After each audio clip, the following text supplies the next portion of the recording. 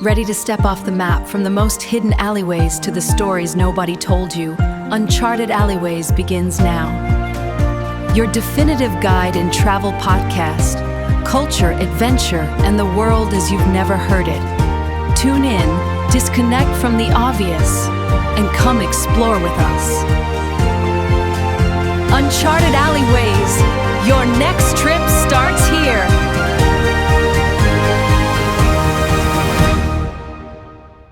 Have you ever noticed how your body physically reacts to the built environment around you, like involuntarily? Oh, absolutely. Think about, stepping out onto a crowded subway platform in the middle of a massive modern metropolis. Right. Your sympathetic nervous system just instantly kicks in. Exactly. Your heart rate ticks up just a little fraction, your shoulders tense, and your stride lengthens.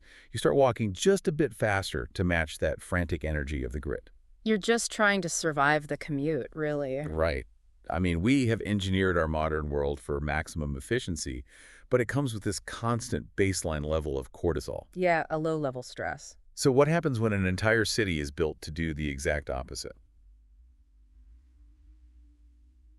Welcome to the Deep Dive. I am so thrilled you are joining us today. It's a great topic. It really is. Today, we are taking a deep dive into an episode transcript from that travel show, Uncharted Alleyways. But our goal isn't just to review some travel itinerary, No, we're not just handing out a checklist of tourist traps here. Right. We want to unpack the actual anatomy of a city that has seemingly perfected the lost art of slowing down. We're exploring how a city's geography and history literally change your internal rhythm. It's such a brilliant concept to explore because it forces us to look at architecture not just as a backdrop, but as an active participant in our mental health. No, that's exactly it. And the journey we're analyzing today, it begins with this very deliberate, stark contrast. You start by leaving behind all those towering glass skylines, the right angles, that constant electric hum of London. It's intense. Right. So you get on a train, you glide west through these rolling green fields, past ancient villages, and you arrive in Bath, England. Ah, Bath. Yeah, a city famous for its Roman history, the hot springs, and that sweeping Georgian architecture. Okay, let's unpack this, because taking that train ride from London to Bath sounds less like a standard commute and more like, a heavy dose of relaxation. Like a physical transition. Right, like taking a long, deep exhale. But I want to know about the actual mechanics of that.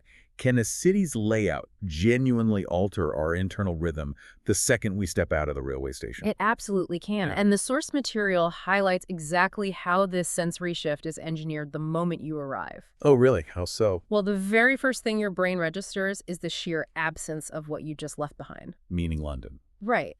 There is no multi-tiered transportation matrix demanding your immediate attention. Instead, you're greeted by these soft, honey-colored stone buildings. Wow, so an immediate visual shift. Exactly. And your auditory environment changes too. You hear the low echo of church bells in the distance instead of sirens. Ah, that sounds amazing. It is. You see floral baskets, cafes spilling onto the sidewalks.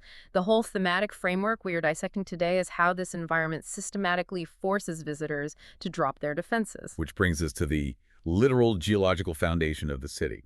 Because before the elegant streets and the cafes, there's just, water. Water. The train station drops us right near the reason Bath even exists, the Roman baths. We're talking about 2,000-year-old naturally heated mineral waters rising up from deep beneath the earth. It's incredible when you think about the geology of it. Right. I mean, you can still see the steam gently rising off these green waters exactly as it did millennia ago. They have these ancient stone pathways, remarkably preserved historic chambers. It's wild. What's fascinating here is the continuity of that site. You're looking at 2 millennia of history that feels totally alive. Yeah, because it's still functioning exactly as it did. Precisely. The physical elements are unchanged. The water is still flowing. But, they didn't just build a swimming pool. The Romans built a massive complex for community and gathering. Right. But this is where I actually have to push back a little on the romanticized vision of all this. Oh, how so? Well, the source notes it wasn't just for washing or relaxing. People were conducting business there. I cannot wrap my head around that. You can't picture it. No. Imagine trying to close a major corporate deal while sitting shoulder to shoulder in steaming green water. It's just so absurd to our modern sensibilities. It does sound absurd, yeah. But if we connect this to the bigger picture, you have to understand the psychology of the Roman bathhouse. Okay, tell me. To the Romans, the baths were the ultimate societal equalizer. Think about it. When you strip away the toga, the jewelry, all those physical markers of wealth. Oh, right. You're just two humans sitting in a pool. Exactly. It strips away the hierarchy. It forces a kind of vulnerability that you simply cannot get in a rigid boardroom. The environment itself fostered authentic connection. Man, that actually makes total sense. It's like forced vulnerability. Exactly. And that centuries-old precedent for communal gathering, it didn't stop with the Romans. No, it didn't, because just steps away, you have Bath Abbey, which offers a completely different but equally powerful sensory shift. We go straight from ancient Rome to soaring Gothic architecture. And Gothic design is really all about verticality, right? Yes. For anyone who isn't a massive architecture nerd, the Gothic style uses these huge windows. The interior of Bath Abbey is just flooded with natural light. It's stunning. It really is. You've got these graceful stone columns stretching all the way up to the ceiling. It is designed to literally pull your eyes upward, a total contrast to the busy outside world. Right, and it's surrounded by a square filled with street musicians and outdoor cafes. So you have the geothermal heat grounding you and the natural light of the Abbey lifting you up. Both are basically saying, stop rushing and just be here. Exactly. But, while the water originally drew people to Bath, it was the architecture that came later that really cemented its identity. The Georgian stuff. Yes. We're transitioning now to the 18th century Georgian design. That is what physically dictates the city's unhurried rhythm today. Here's where it gets really interesting, because I want to talk about Pulteney Bridge. It's this highly photographed landmark suspended right above the River Avon. But the wild thing is, it's fully lined with shops. It's basically a charming street that somehow forgot it was a bridge. That's a great way to describe it. And if you look from the gardens below, you see these graceful arches reflecting in the water, right next to a weir, which is like a small cascading waterfall. The Georgians were completely obsessed with harmony and balance. And you see that taken to the extreme when you walk uphill to the Royal Crescent and the Circus. These places are legendary. Masterpieces of urban planning. Right. The Royal Crescent is this massive sweeping curve of perfectly preserved Georgian townhouses, overlooking a broad green lawn where families just sit and picnic. No skyscrapers anywhere. Exactly. No skyscrapers, no flashing signs. And then just a short walk away is the Circus, which is 3 curving streets that form a perfect circle of homes. With those intricate carved stone details on the facades. Yeah, and no two sections are exactly alike. So I have a question for you about this. Sure. Does walking in a perfect circle, like at the Circus, or along a sweeping curve like the Crescent, does that subconsciously calm us down compared to walking on a rigid, modern grid street? If we connect this to the bigger picture, it absolutely does. Modern grid cities are inherently designed for rapid transit, right? Straight lines, ruthlessly efficient. Get from A to B as fast as possible. Exactly. But the architecture of Bath rewards slow exploration. The curvature of the street naturally limits your sightline. You literally cannot see the end of the road. Oh, wow. I never thought about that. Yeah, so it removes that subconscious anxiety of seeing a long, daunting path ahead of you. The visual horizon unfolds slowly at the exact pace of your footsteps. That is wild. It's like the built environment is literally designed to slow your walking speed. It is. And when you combine that limited sightline with the lack of modern visual noise, and instead give the brain intricate stone carvings to look at, it forces the brain to pause and notice details. It's architectural mindfulness. That's a perfect term for it. And that flows naturally into how people actually spend their time there, the daily rhythms of the city. Because this environment shapes the way locals and visitors interact with food and how they explore.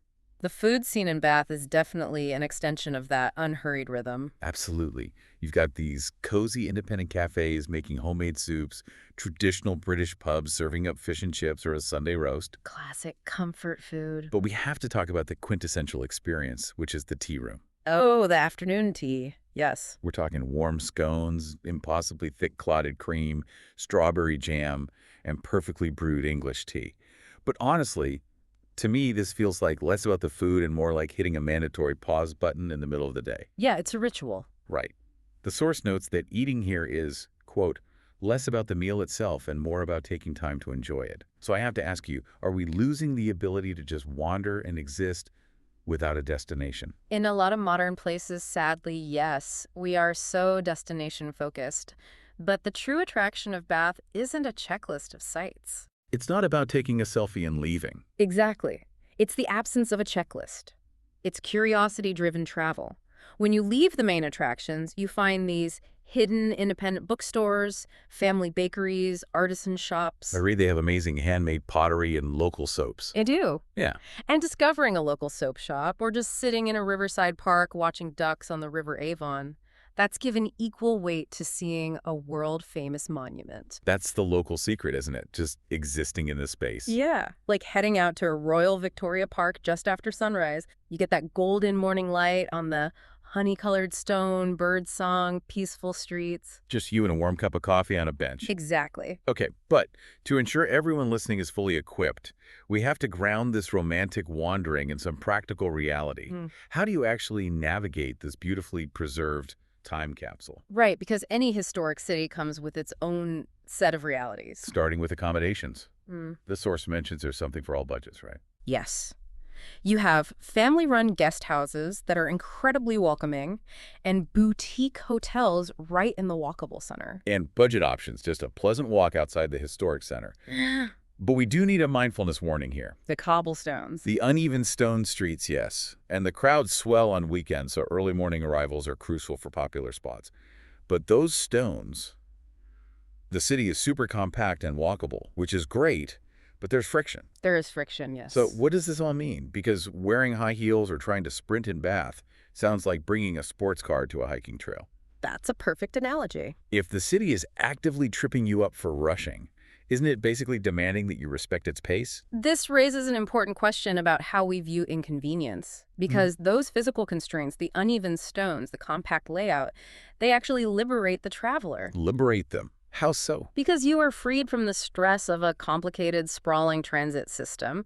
Almost everything is accessible on foot. You don't have to rush to catch a specific train line to get across town. Oh, I see. There's rarely a need to rush at all.